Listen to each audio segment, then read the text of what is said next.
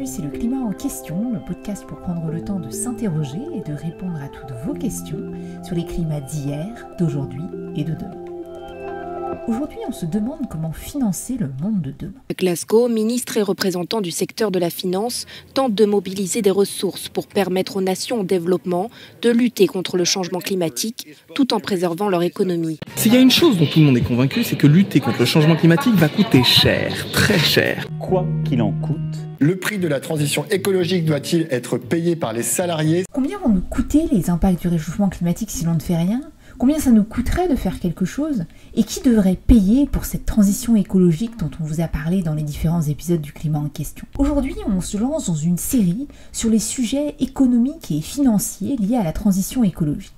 Pour en discuter, je suis comme d'habitude avec Sylvestre Huette, journaliste scientifique, et Gilles Ramstein, paléoclimatologue. Bonjour Sylvestre et Gilles. Bonjour. Et c'est surtout Sylvestre qu'on va entendre dans ces épisodes, ainsi que divers invités. Aujourd'hui, Benoît Leguet, le directeur de l'Institut de l'économie pour le climat, qu'on entendra en deuxième partie d'épisode. Alors Sylvestre, la première question qui vient souvent quand on parle d'économie et de climat, on vient de l'entendre dans l'extrait à l'instant, c'est combien est-ce que ça va coûter ? Alors est-ce que tu peux un peu nous éclairer là-dessus ? Combien est-ce que le changement climatique coûtera à la France, tant du point de vue des impacts que du point de vue de la nécessité de s'y adapter, et enfin du point de vue des dépenses ou des transformations que l'on doit faire pour diminuer nos émissions de gaz à effet de serre. Le paradoxe, c'est que la réponse à cette question, pour ce qui concerne le coût des impacts et donc de l'adaptation aux conséquences de ces impacts, ne dépend pas des décisions françaises, puisque cela va dépendre essentiellement de l'intensité du changement climatique planétaire et donc du total des émissions de gaz à effet de serre mondiales. Donc il y a déjà ces coûts pour se préparer et s'adapter au réchauffement climatique, et ça évidemment ils vont dépendre de l'ampleur et de la rapidité du réchauffement climatique comme tu viens de le dire, et ça dépend des émissions globales, mais ce qui dépend de nous c'est de faire ces investissements le plus tôt possible et de préparer nos infrastructures, nos villes, nos littoraux à ces conséquences dont certaines, on le rappelle, sont déjà engagées. Pour ce qui concerne les dépenses que nous devons faire pour diminuer nos émissions jusqu'à la neutralité carbone en 2050, notre objectif aussi officiel, là, ces dépenses dépendent de nos décisions, de la manière dont nous allons mettre en œuvre cette politique. Alors ça dépend de nos décisions, mais enfin, on entend aussi souvent « Ah non, on ne peut pas faire ça, on ne peut pas faire ci, ça coûte trop cher ». Alors, est-ce que les investissements destinés à limiter nos émissions sont vraiment de purs coûts ? Une augmentation de nos dépenses. Prenons quelques exemples. Construire des bâtiments bien isolés, voire à énergie positive, est-ce que c'est un coût ou est-ce que c'est un investissement intelligent, rationnel, qui permettra des économies futures ? La réponse est que oui, c'est plutôt un investissement intelligent. Donc en réalité, à moyen et long terme, c'est peut-être plutôt des économies. Construire des transports ferroviaires pour remplacer les vols d'avions de courte durée en Europe, par exemple, est-ce que c'est vraiment un coût ? Réorganiser nos villes pour diminuer les transports individuels en voiture, est-ce que c'est vraiment un coût ? Ça veut dire qu'il est très imprudent d'utiliser les méthodes habituelles des économistes pour évaluer le coût des politiques de limitation de nos émissions de gaz à effet de serre comme des investissements pour s'adapter aux impacts du réchauffement. Là, on a un vrai problème avec la science économique et les outils habituels des économistes qui sont en général incapables de véritablement mesurer l'impact réel des dégâts du changement climatique. Et du coup, lorsque l'on veut comparer ces dégâts aux dépenses que l'on fait pour les limiter par la diminution de nos gaz à effet de serre, en réalité, on arrive à un type de calcul qui est hors de portée des outils économiques habituels. Autrement dit, avec les outils économiques actuels, comme tu dis, on a toujours tendance à se concentrer trop sur le court terme. Et c'est seulement quand la catastrophe arrive, que des villages entiers sont dévastés par des pluies torrentielles par exemple, qu'on se rend compte qu'en fait ça aurait été beaucoup mieux d'investir avant, et que ça coûte moins cher de prévenir que de guérir ces catastrophes. Et de même, quand on a une crise énergétique comme la crise actuelle, où le baril du pétrole augmente et que l'essence devient extrêmement chère à la pompe, ou que le coût du gaz rend le chauffage extrêmement cher pour les ménages, qu'on se dise que finalement investir dans l'isolation thermique des bâtiments ou vers des modes de déplacement moins gourmands en carburant, ça en fait aurait été plutôt une économie qu'une dépense. Mais enfin, le problème c'est que dans le monde dans lequel on vit aujourd'hui, tout ça représente quand même des coûts pour les particuliers. Donc ça pose vraiment cette question de comment on fait pour faire tous ces investissements dont tu parlais, en le faisant d'une façon juste, qui soit acceptable pour les populations. Absolument. Il est indispensable d'avoir une vision sociale de ce sujet. D'ailleurs, comme le souligne le dernier rapport du groupe 2 du GIEC, aucune politique climatique ne sera efficace si elle ne traite pas la question des inégalités sociales. Alors à l'échelle mondiale, bien sûr, mais à l'échelle de la France aussi. On l'a déjà dit, les émissions des ménages du décile supérieur de revenus sont de plus de 40 tonnes de gaz à effet de serre par an, contre une quinzaine de tonnes seulement pour le décile du bas, pour les ménages du décile du bas. Ça signifie que ces coûts, il y aura, par exemple, pour diminuer les émissions, du point de vue de l'usage des énergies fossiles, ce coût devra être pour l'essentiel supporté par les déciles supérieurs, et en particulier celui des plus hauts revenus, parce que la réduction des émissions va passer par une réduction drastique et prioritaire de leurs émissions. Et donc c'est à eux que le principal effort devra être demandé. Comme on ne peut pas obtenir cette diminution par des règlements, des obligations, ou alors on entre dans un système bureaucratique infernal, en réalité, la solution la plus efficace et la plus rapide pour obtenir cette diminution, c'est de récupérer une part de leur patrimoine et de leurs revenus pour les investir dans des investissements collectifs destinés à diminuer les émissions et à l'adaptation de toute la société. Merci Sylvestre, et on reviendra avec nos invités à travers tous ces épisodes sur des exemples comme ça de mesures très concrètes, économiques, fiscales, qui peuvent être mises en œuvre pour pouvoir financer cette transition de façon juste. Mais pour l'instant, on passe à notre invité du jour, Benoît Leguet. Benoît Leguet, vous êtes directeur de l'Institut de l'économie pour le climat et vous inaugurez donc avec nous ce premier épisode consacré aux questions économie, finance, climat du podcast Le Climat en question. Alors merci beaucoup d'être avec nous, bonjour. Bonjour. Alors, on va parler des investissements pour la transition écologique, pour des logements mieux isolés, pour des transports moins polluants, etc. Mais je voudrais déjà qu'on revienne sur cette discussion qu'on avait avec Sylvestre, sur la difficulté pour les économistes d'anticiper tous ces changements et de voir autre chose que des coûts dans l'ensemble des investissements qu'il faudrait faire dès aujourd'hui. Et je voudrais peut-être pour cela renverser la question en vous demandant, est-ce que parfois on se demande, mais qu'est-ce que ça coûterait si on ne le fait pas, si on ne se prépare pas dès aujourd'hui aux conséquences du réchauffement climatique ? Vaste question sur le coût de l'inaction climatique. Les premières estimations, notamment, c'était celle de l'économiste britannique Nick Stern, qui évaluait le coût de l'inaction, ou le coût, disons, de ne pas en faire suffisamment face au changement climatique, à quelque chose de l'ordre de 5 à 20 points de PIB, c'est-à-dire l'équivalent permanent d'une crise économique telle qu'on en connaît périodiquement. Donc c'est ça qu'il chiffrait, il disait voilà, en cas de changement climatique rapide, on va perdre en permanence 5 à 20 points de PIB. D'autres économistes ont des visions différentes et disent finalement non, l'inaction contre le changement climatique, ça ne va pas coûter aussi cher. Je pense notamment à William Nordhaus, un économiste nord-américain, qui disait en gros l'inaction contre le changement climatique ne coûtera pas si cher que ça, puisque demain, d'abord, nous serons plus riches, et ensuite, les technologies pour faire face à la lutte contre le changement climatique coûteront moins cher, et donc ça ne coûtera pas si cher que ça. Donc ça, ça illustre finalement la difficulté pour l'économie de répondre à cette question.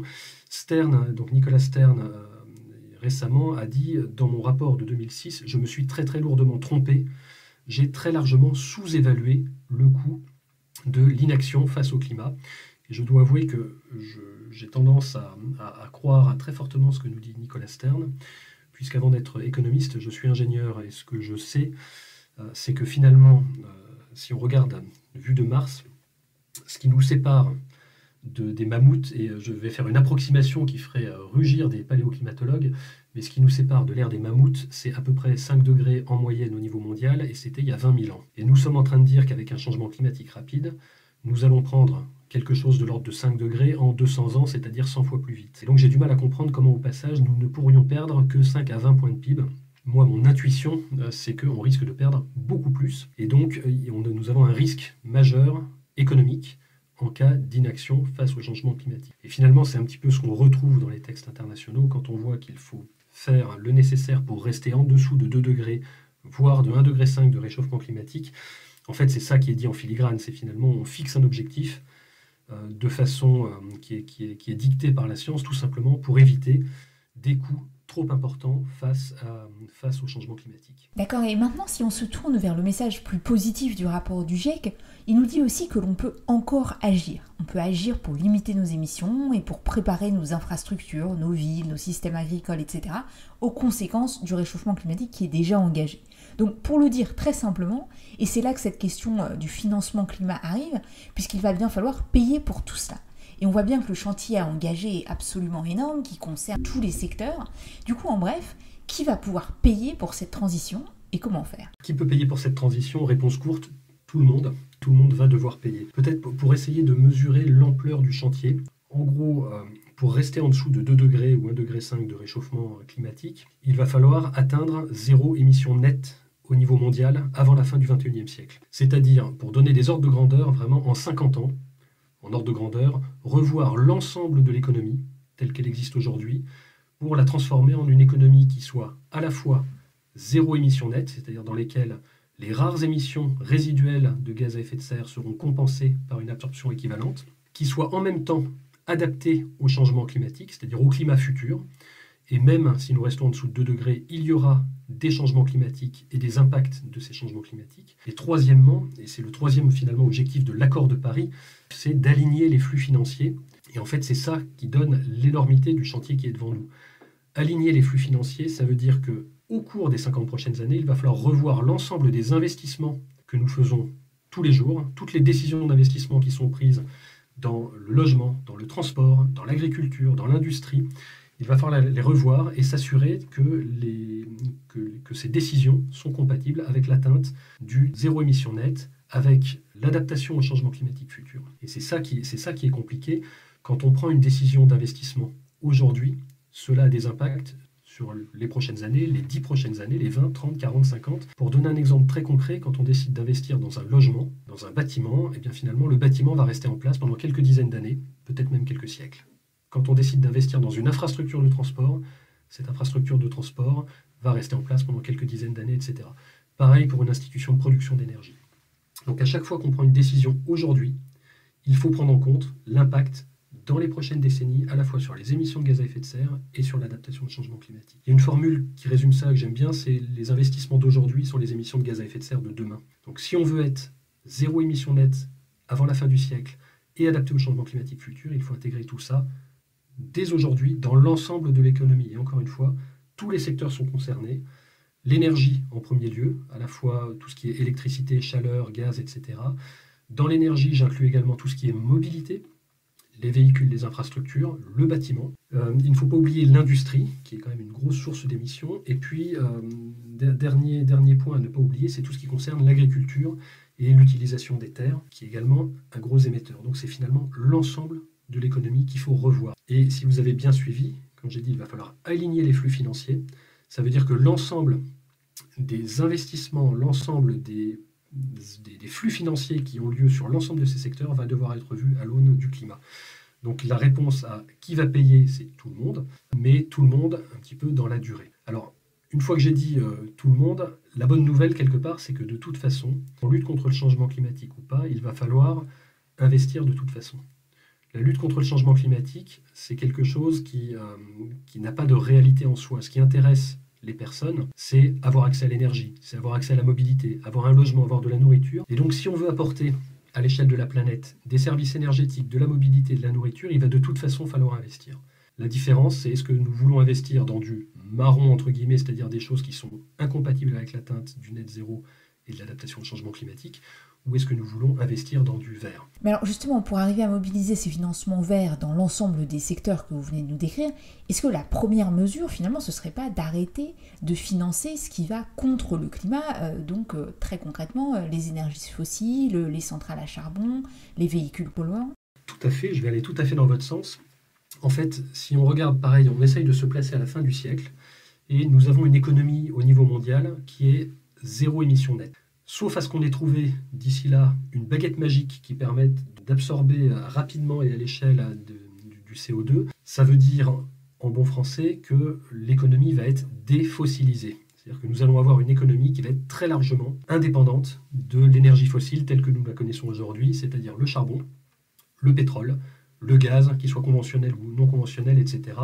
En tout cas de ces énergies fossiles. Donc, si d'ici à la fin du siècle, on veut se débarrasser de tout ça, comme les investissements ont une durée de vie qui peut être parfois très longue, ça veut dire qu'il faut se poser la question bien avant la fin du siècle, et encore une fois se dire dès aujourd'hui quand on investit, est-ce qu'on investit dans du fossile ou pas du fossile? Aujourd'hui, même des institutions internationales du type l'Agence internationale de l'énergie disent attention, il y a quand même un sujet, il faut peut-être arrêter d'investir dès aujourd'hui dans du fossile. En tout cas, ce qui est certain, c'est qu'à la fin du siècle, il ne faut plus qu'il y ait d'investissement dans du fossile. La question, c'est jusqu'à quand peut-on avoir de l'investissement dans du fossile? Ma réponse, c'est pas trop longtemps si on veut tenir les budgets carbone qui nous permettent de rester en dessous de 2 degrés, 1,5 degré.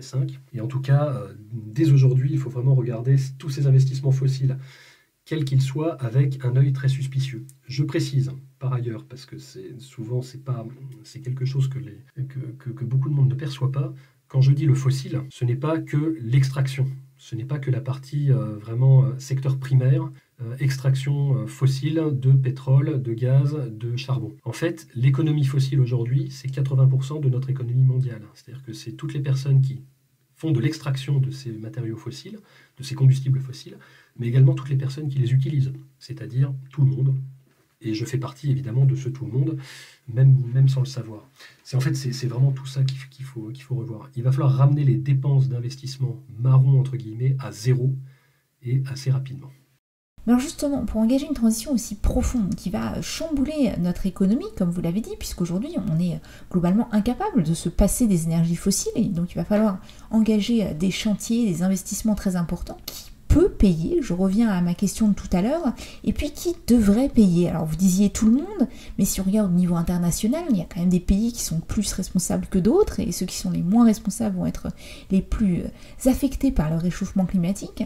Et puis au niveau de la population aussi, il y a des personnes qui émettent plus que d'autres, et puis des personnes qui ont davantage de moyens pour pouvoir investir dans cette transition, acheter des véhicules moins polluants, etc. Alors comment on fait pour que cette contribution se fasse à la hauteur des moyens? Sur le qui doit payer, ce qui est certain, c'est que pour rester au niveau des pays, par exemple, il y a des pays qui ont les moyens d'assurer leur transition vers une économie bas carbone et adaptée au changement climatique. Ces pays sont plutôt dans ce qu'on va appeler, disons, le Nord, au sens large. Et là, encore une fois, le moteur de cette transition, c'est l'intérêt bien compris de ces États. De toute façon, ils vont avoir besoin d'investir pour assurer un certain nombre de services à leur population. Donc, autant qu'ils le fassent avec, disons, des moyens de production verts, entre guillemets, c'est-à-dire compatibles avec l'atteinte du net zéro. Pour les pays du Sud, on peut avoir un petit peu le même discours. Les pays du Sud vont avoir besoin d'assurer un certain nombre de services à leur population. Et donc, leur intérêt propre, c'est aussi d'investir dans ces moyens de production énergétique, ces moyens d'utilisation d'énergie qui soient propres. Il est probable, et même certain, que tous les pays du Sud ne vont néanmoins pas avoir les moyens d'assurer cette transition. L'essentiel du financement, ne nous le cachons pas, ça va venir quand même des pays. C'est-à-dire que même dans les pays du Sud, l'essentiel des moyens de la transition va être assuré par les populations des pays pour, encore une fois, pouvoir bénéficier des services verts, entre guillemets. Mais pour les pays du Sud, il faudra certainement en complément trouver des financements qui permettent justement d'assurer que ces pays peuvent assurer leur transition. C'est tout l'enjeu, c'est un des gros points des négociations internationales. Finalement, comment est-ce que les pays du Nord peuvent apporter des ressources aux pays du Sud pour les aider à faire leur transition. Mais ne nous voilons pas la face, encore une fois. Vous savez, c'est les fameux 100 milliards, le fameux fonds de 100 milliards dont on parle, que les pays du Nord doivent mobiliser pour aider les pays du Sud à assurer leur transition. Ces 100 milliards seront utiles et certainement catalytiques, mais si on s'arrête à 100 milliards pour assurer la transition dans les pays du Sud, ça ne sera pas assez. Donc il faut encore une fois que les pays du Sud payent également pour leur transition, mais c'est leur intérêt bien compris pour assurer les services à leur population. Mais encore une fois, ils ne pourront le faire qu'à condition qu'il y ait un petit peu d'argent catalytique qui arrive également du Nord et qui permette de faire ces transformations. Sur ces questions de justice, en fait, on peut même aller au-delà. En fait, on peut se dire, il n'y a qu'à Faucon, il suffit de taxer les entreprises polluantes et voilà, ça sera réglé. Le problème, c'est que les entreprises polluantes, ce n'est pas que, par exemple, les entreprises du secteur pétro-gazier. Finalement, les entreprises polluantes, c'est tout le monde. C'est-à-dire que moi, à chaque fois que j'utilise du pétrole et du gaz, et j'en utilise même dans la vie de tous les jours, parfois même sans le savoir, quand j'achète des biens, des services, etc., je suis moi-même également une entreprise polluante. Donc, quelque part, il ne suffit pas de taxer, entre guillemets, les grosses entreprises polluantes, et on peut se dire que le problème sera réglé.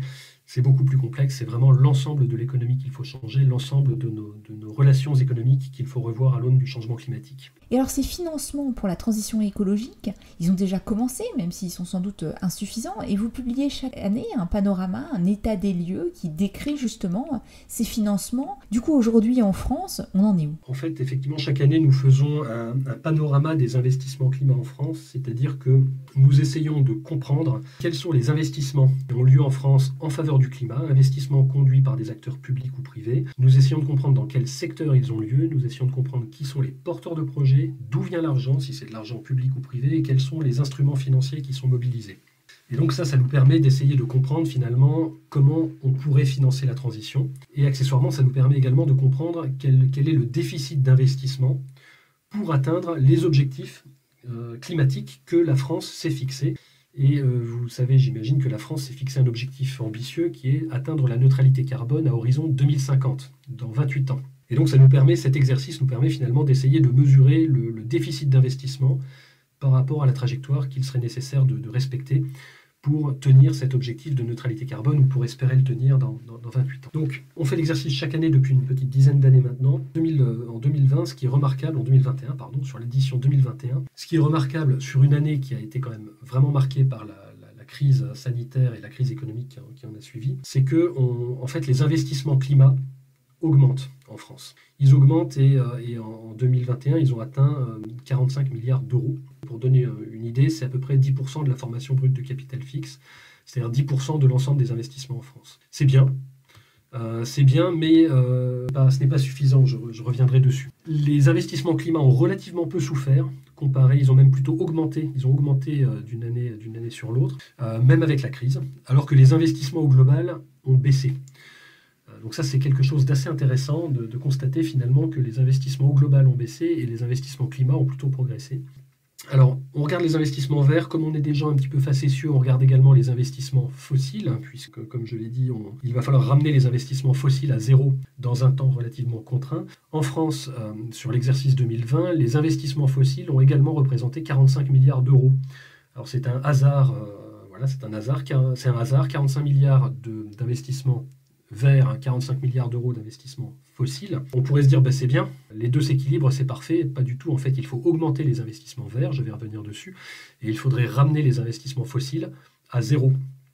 Encore une fois, pas pour me faire plaisir, mais simplement pour atteindre les objectifs de neutralité carbone à horizon 2050. Alors, en France, quand je disais 45 milliards, c'est bien d'investissements verts, ce n'est pas assez, malheureusement. Si on suit les objectifs qui sont inscrits dans la stratégie nationale bas carbone, qui est finalement un petit peu la feuille de route de l'État français pour nous amener à la neutralité carbone à horizon 2050, si on suit ces objectifs, en fait, nous évaluons le déficit d'investissement vert à peu près 15 milliards d'euros par an. Donc on investit en public et privé chaque année 45 milliards en faveur du climat. Il faudrait investir à peu près 15 milliards de plus dès aujourd'hui. Et puis si on se projette à horizon 5 ans, il faudra investir en fait plutôt de l'ordre de 25 milliards d'euros supplémentaires par an. Et donc la question, c'est comment va-t-on faire pour combler ce gap d'investissement aujourd'hui et demain? Comment va-t-on faire à la fois pour attirer du capital privé vers ces investissements verts, et comment va-t-on faire pour assurer qu'il y aura également du capital public, puisque le public joue quand même un rôle extrêmement important dans cette transition, à la fois à travers ces investissements directs, à travers l'accompagnement également des ménages et des entreprises dans la transition. Quand vous mettez en place de la fiscalité ou de la norme pour attirer du capital privé vers des objectifs climatiques, en fait, il faut en même temps accompagner les acteurs qui sont soumis à cette fiscalité ou à ces normes, et les accompagner parfois avec de l'argent public afin qu'ils puissent se mettre en conformité avec cette norme. Typiquement, si vous mettez une taxe sur les carburants, il faut en même temps pouvoir accompagner les ménages pour qu'ils puissent acheter des véhicules bas carbone et avoir des alternatives et pas simplement subir la taxe carbone et ensuite, le cas échéant, se révolter, dire qu'ils ne sont pas d'accord, etc., ce qui est évidemment parfaitement légitime. Pareil, si vous mettez des normes sur le bâtiment, si vous dites, il va falloir rénover les bâtiments et on va en faire une obligation, il faut accompagner les ménages ou les propriétaires plus largement des bâtiments afin qu'ils puissent rénover leurs bâtiments et pas simplement, se prendre une pénalité sans avoir une possibilité d'en sortir. Donc voilà un petit peu, où on en est en France. Et encore une fois, alors la crise Covid a été relativement unique, puisqu'on a vu les investissements climat globalement augmenter dans un contexte dans lequel finalement en France, l'ensemble des investissements reculait. Et les investissements fossiles ont très très fortement reculé, essentiellement les voitures, dont les montants investis par les Français ont énormément reculé en 2020. Donc ça c'est pour le bilan des années passées, et si maintenant on se projette vers le futur et on se demande qu'est-ce qu'il faudrait faire pour résorber ce gap de financement dont vous venez de nous parler. On est aussi dans une année présidentielle et à I4C, l'Institut de l'économie pour le climat, vous êtes aussi un think tank, vous avez un rôle d'animateur de débat public pour proposer des idées. Donc qu'est-ce qu'on peut faire dans le contexte actuel où, on le voit tous, le climat n'est vraiment pas au cœur des enjeux de la présidentielle? Alors en fait, on a, en tant que think tank, effectivement, on a pas mal de propositions, pour faire en sorte que les financements climat soient à la hauteur des besoins. Mais si je devais résumer tout ça en une seule mesure clé, c'est un projet qu'on mène depuis 1 an maintenant. Nous avons contacté l'ensemble les principaux candidats à l'élection présidentielle et nous leur posons publiquement une question très simple qui est: quel sera votre budget pour le climat, pour le quinquennat? Pour faire très simple, nous pensons qu'il y a un déficit d'investissement en France pour atteindre les objectifs climat. L'argent public va être nécessaire, encore une fois, soit pour investir directement, soit pour accompagner les ménages, les entreprises, les collectivités qui vont être soumis à des contraintes. Et donc, il va falloir de plus en plus d'argent public. Et donc, nous, ce que nous appelons les candidats à faire, c'est à réfléchir à quel sera leur budget pour le climat sur le prochain quinquennat et à inscrire finalement ce budget pour le climat dans une programmation pluriannuelle des dépenses publiques en faveur du climat. Donc c'est finalement les deux choses sur lesquelles nous les incitons à réfléchir. Nous avons encore une fois contacté l'ensemble des équipes avec ça. Nous leur avons envoyé un questionnaire. Ils nous ont répondu pour la plupart des candidats et nous allons rendre public dans quelques jours, donc d'ici à mi-mars, nous allons rendre public le résultat, ce qui permettra en tout cas d'éclairer les parties prenantes sur quels sont les candidats qui ont réfléchi à quel sera leur budget pour le climat. Nous n'avons pas d'avis sur est-ce qu'il faut plus de normes, moins de normes, plus de fiscalité, moins de fiscalité, plus de dépenses publiques, moins de dépenses publiques. Mais ce que nous voulons en tout cas, c'est que l'ensemble des candidats, avec leur prisme politique, se posent ces questions, y apportent des réponses, et apportent des réponses qui soient chiffrées. Pour faire très simple, ce qu'on veut éviter, c'est des grandes phrases du genre « nous allons investir massivement dans la rénovation énergétique des logements ». Non, nous allons investir tant de milliards, tant pour accompagner les ménages, tant de millions pour accompagner les artisans qui vont devoir faire la rénovation énergétique des logements, tant pour accompagner les ménages qui vont être des donneurs d'ordre auprès des artisans, etc., etc. C'est ce genre de choses que nous voudrions voir. Et encore une fois, l'idée, c'est que les candidats y réfléchissent avec leur prisme politique, qu'ils y apportent des réponses, et puis on se dit que dans tous les candidats, si on a bien compris le mécanisme de l'élection présidentielle, on se dit qu'il y aura forcément un gagnant ou une gagnante, et donc le futur locataire de l'Élysée arrivera, nous l'espérons, à l'Élysée en ayant un petit peu réfléchi au sujet, et donc ça permettra peut-être d'accélérer la mise en œuvre. Eh bien on l'espère, et en tout cas si ça permet au moins de réfléchir et de discuter de propositions économiques concrètes pour la transition écologique, ce sera déjà ça de gagné.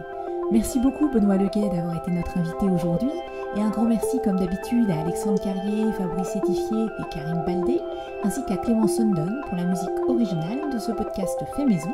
Et si vous aimez le climat en question, n'hésitez pas à vous abonner sur les plateformes de podcast. Vous pouvez aussi nous retrouver sur les réseaux sociaux, Facebook, Twitter, Instagram, YouTube et maintenant même LinkedIn, ou à nous envoyer un email, leclimatenquestion avec un S, @ecomail.fr. Et on se retrouve très bientôt pour un prochain épisode.